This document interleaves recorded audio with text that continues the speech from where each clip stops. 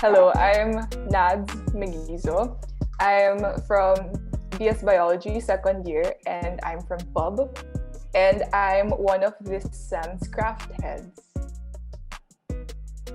Yes, and I'm Shaun Salazar from BS Business Administration, sophomore, from Pub also, and I'm the other craft head for this semester. And, right, so craft. Just to give you an overview of what our team is. So craft is a team and brand that executes a series of campaigns focusing on the art of a specific niche market in the hopes of promoting an end-to-end understanding and appreciation of local industries.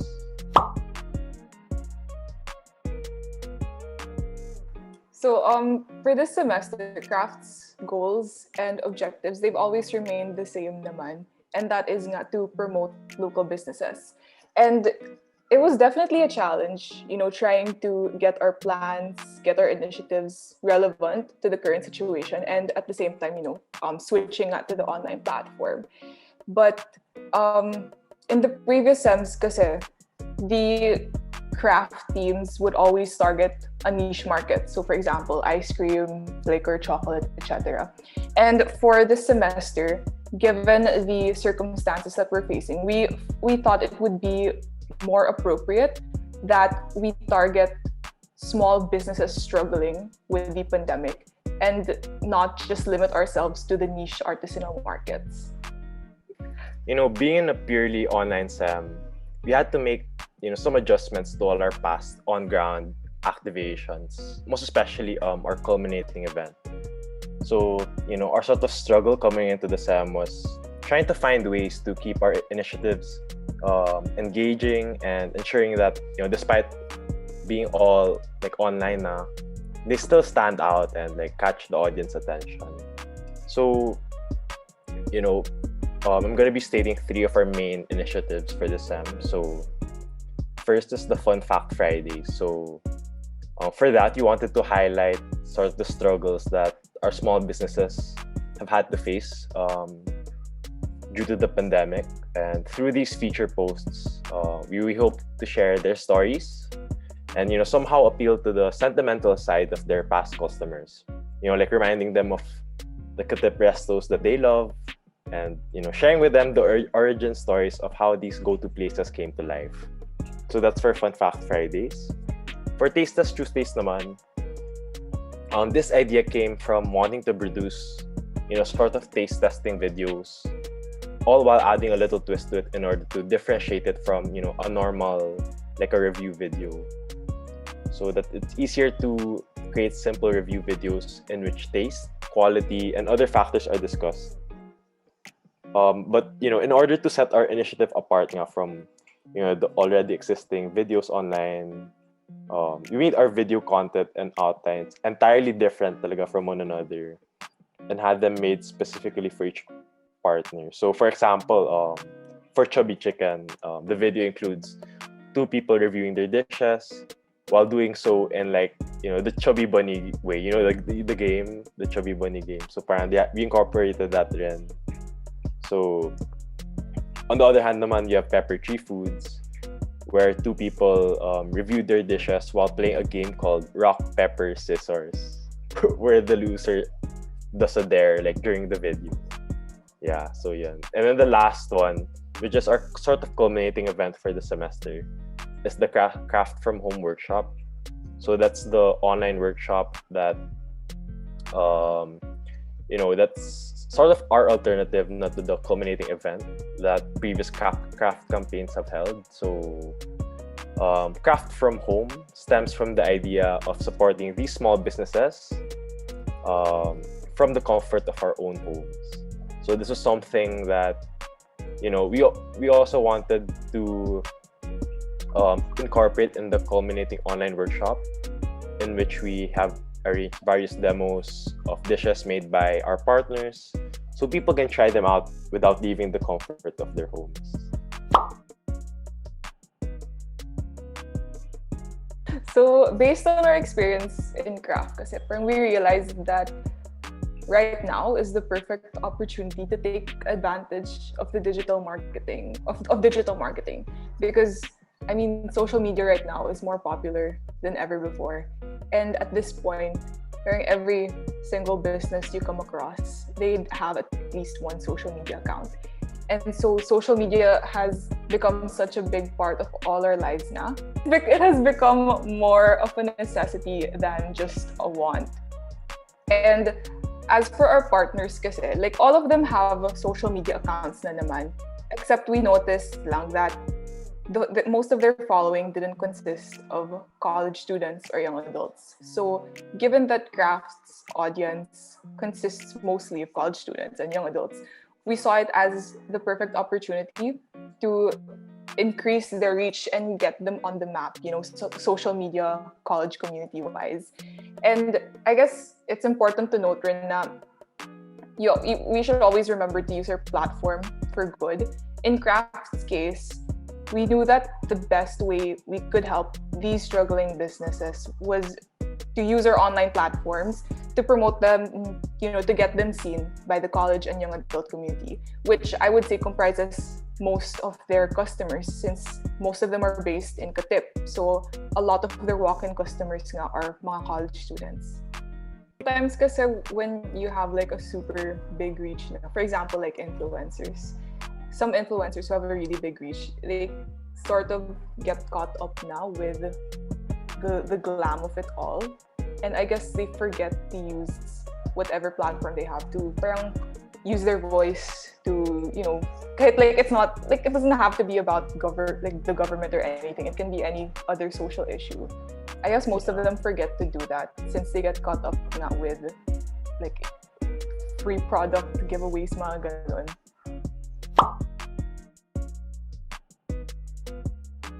Based on our experience in Craft, we'd say the most effective social media platforms to use are Facebook and Instagram, which are the ones that we mainly use for all our releases for Craft.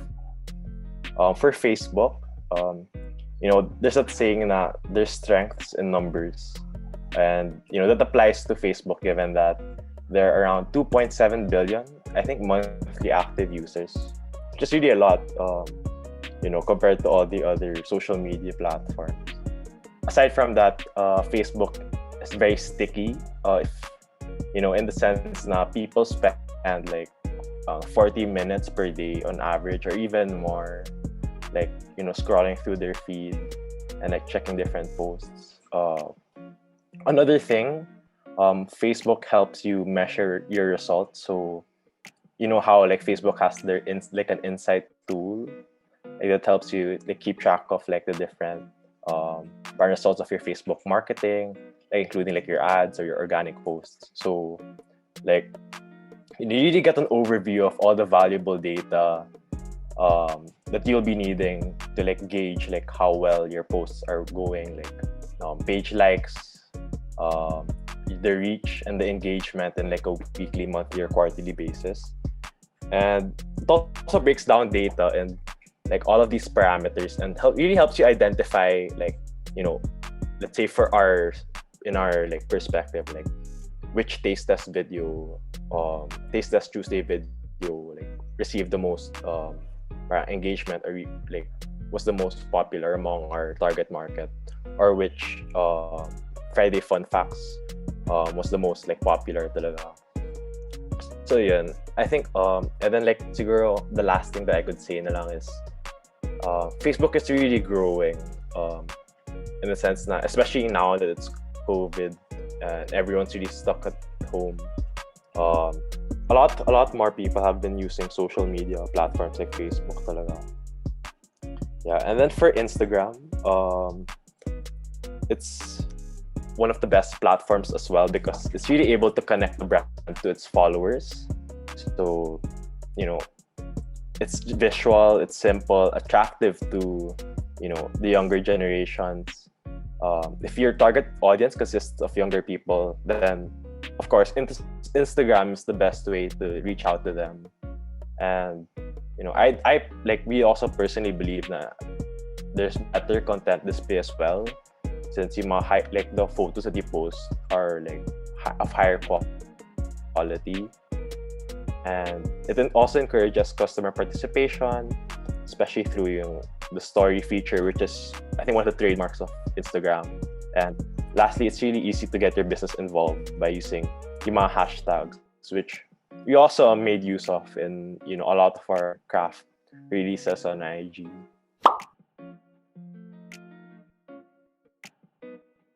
Yeah, actually, in a sense, we actually do sort of make some modifications. For example, for our Fun Fact Fridays, kasi we have a different layout for Facebook and Instagram, because you know how Facebook, people usually just scroll through their feed kasi, and like they don't want to press that, parang that button that lets you see the other pictures in that post. So what we resorted to doing na lang was, just making like a box, like a big, like adding 4 pictures that forms like a big square box, and then that contains all the information that they could see, like, like at point blank, like they could already see everything. So that's why we started doing that on Facebook. But for Instagram naman, I think people are more likely to, really go through the post and like scroll from one picture to another. So that's why we, sort of adjusted the layout accordingly. We boosted one in Facebook. It was the giveaway post. But I don't think we added like a specific age range. It's pretty laid out na for you. Like, you just have to select like how many days you want it, and then like parang what types of people yata that you want to reach out to. So either those na who like your posts a lot, or those who comment on your posts a lot. So you get to choose those stuff, friend. And then depending on like the rate, like how long you want it to last, it will show you like the rate na lang. Okay, I guess one of the most important aspects when you're starting your own parang brand on social media is to know your audience and to know your brand. So for knowing your audience, I guess it's super important to know what your target market is. Like, are you aiming for a younger generation or older generation? Because, for example, if you're aiming for a younger generation, Instagram would be the best platform since a lot of young people are on there. If you're aiming for older generation, or kahit both younger and older, then Facebook would be better since it's more accessible to older people. Like, more older people use Facebook than they do Instagram. So that's why knowing your audience is important. Second, knowing your brand. For in Craft's case, kasi we followed the brand manual that was provided like 2 stems ago pa, because we wanted to keep Craft's branding consistent. So we kept the style of the logos, the fonts that we used, and the only things we changed were the color palette and I guess like a few of the elements in our pubs. So that's, knowing your brand, that's important. Third is to know how to keep your content concise and consistent. So you should know what you're talking about in your pubs, and don't make it too wordy. Like, don't go around in circles. Like, just get straight to the point. Because, let's be real, people don't really like reading long stuff. So you have to like be super straight to the point. As for our online initiatives, like what Shaun mentioned in the earlier questions, when coming up with initiatives we could use this SEM, we were having a hard time because we wanted to follow the trends that we were seeing online. But at the same time, we wanted to differentiate it. Like, we wanted it to stand out from the rest. And I guess that's where, your innovativeness comes through. That's like, for example, the review videos that we were making. We knew we wanted to do like a food review video, but we had to think of a way to kind of set it apart from everything else. That's why we decided to make it very specific to the businesses that we were partnering up with. Like, we wanted to incorporate their dishes mismo, their name, their brand name, So it kind of helps you in with, increasing their audience reach. Yeah, I'd say there are quite a number of misconceptions about social media. Um, you know, let's say the first one is that, the first misconception would be that more followers are always better. So of course, it definitely feels good to have a lot of followers. I mean, who doesn't want to have a lot of followers, diba? Like on IG or something. But I do believe that, more followers does not always mean that the brand is more successful. I would prefer to still have 1,000 followers who actively engage and comment on, my content, rather than having 10,000 followers who don't, like or comment like any of your posts at all, diba? So, having little or no engagement with a huge following might also actually encourage your target market to sort of distrust your brand, thinking na, maybe you just bought all your followers, or baka like it's a fake account or stuff like that. So, siguro if you're just starting out with a small brand or like a business, siguro, don't be discouraged to if you have like a little followers lang. Just continue to produce genuine and engaging content, and eventually naman you'll see the followers and engagements grow. Yeah, that's the first one. The second misconception is that brands must be on every social media platform right away. So, there's that misconception that if you launch a brand, let's say, you have to create a social media account on every popular social media site like Facebook, Instagram, Twitter, etc. Yeah, it's good to put yourself out there, but I think what's more important is for the brand to focus more on focus their resources and their content mainly on the platforms where their target market can be found, and where their target market is most likely to engage with them. So for craft scenario, we post all our content on Facebook and Instagram because we were able to see talaga, like even from the previous sems, that those were the platforms that we get the most engagement from our target market. So yeah, if your prospective customer target market cannot be found on other social media platforms like Twitter, Snapchat, TikTok, then there's no need to show your presence there unless like your goal is that you're trying to expand your reach, siguro.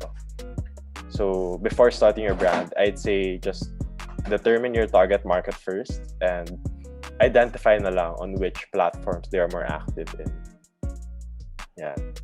So the third misconception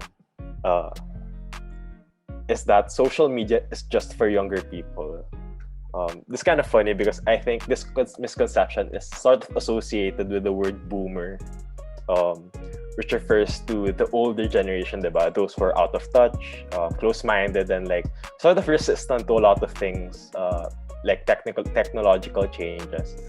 But actually, I just realized that surprisingly, majority of the much older people, like those age 30 to 49 years old, or like the 50 to 60 year olds are actually really active on social media.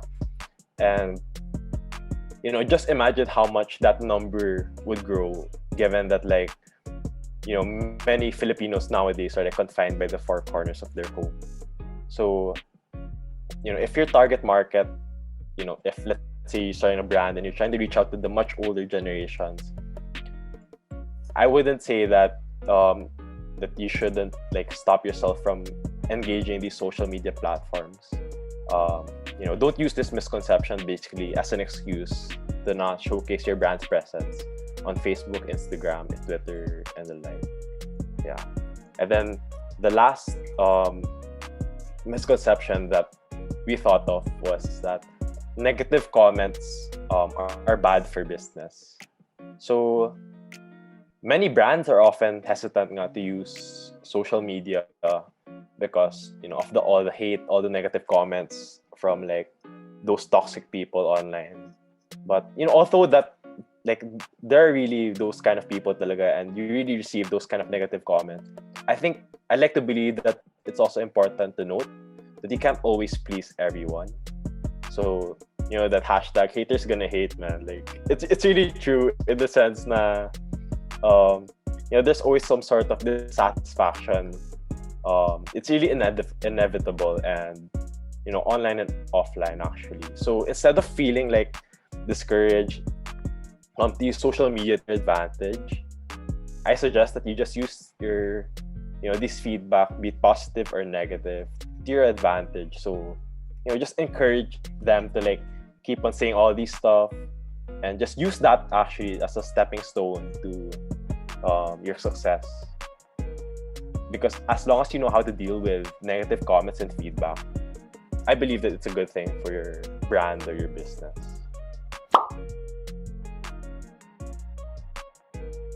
Given that we're purely, like, everything is purely online right now, it's kind of inevitable that if you're going to start a business, you have to start a social media account.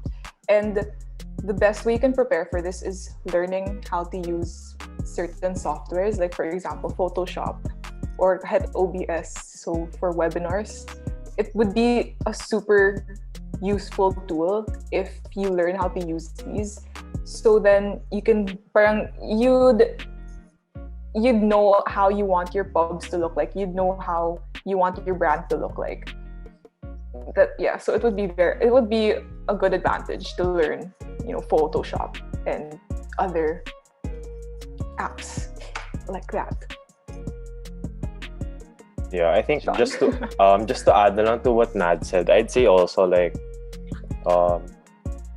just for those who are like sort of hesitant pa to start their own brand online, I think one thing that you can take into consideration is the fact that a lot of people like just started it like just as a hobby. Like, I have a lot of friends who just started like their own small like bake like businesses where they just sell like yung mga cookies that they bake, or if they create a new like recipe of their own at home, then they just like use that and like parang sell it online. And I think one takeaway that I really realized from that is that when you start parang delving into the online platform, you don't immediately have to be like big naman kagad. Like, you don't have to like expect na, okay, I'm gonna start in like the online platform, then like, I have to like have this much like sales, or like have this much followers like immediately. It really takes a lot of time, and I believe that everyone goes on their own pace. There'll be times na some people they just start their own like social media page, but they don't really do much until like a few months or a few years later, and then that's where they focus on it, and that's where it booms. So I'd say just if you want to start like, or sort of develop your online business or like online brand, I think it's good to always just make sure you have enough time to really focus on it, making sure that your content is consistent and like it's really unique and genuine compared to like all the other competitors or all the other brands. Yeah. Can I add to that? Nice. Go lang. Most small businesses, like businesses that are just starting out on Instagram, for example, like during the first few days, first few weeks, usually the followers that they have, they're mostly parang their friends lang. And I think that's the best way we can support these small startup businesses. Like, if you have a friend who's starting a business, then you don't lose anything by following them, by sharing their business to other people. It's like a good stepping stone for them now, to have like their friends or spread the word about them. So yeah, share your friends' businesses. I think like one of the things that I would do if that's the case, or from like what my friends told me also, I think one thing that you could do to sort of figure out what kind of branding you want to go for, sort of scout like the different like the other people that are sort of in the same industry or like the same market as you are. So let's say nga, like plant shop or whatever, like why don't you of course I'm pretty sure there are a lot of competitors or like other pages that you know market those products. So I'd say just scout them muna, like take a look into how they sort of market their products, how they make their content, their like online publicity materials, and then from there you can not naman leech off of it, but I'd say just use that as parang at least you have an idea now of like what you sort of want to what you can do with your own brand. But at the same time, one thing that you could also do would be to what I would do, I would just normally like go online in YouTube or on Google and just really search like how to stand out, like what like those other other businesses that already stood out, like how they went through the process of like standing out, and then from there just sort of mixing those two elements together. I feel like eventually you'll be able to find that unique branding that you're looking for.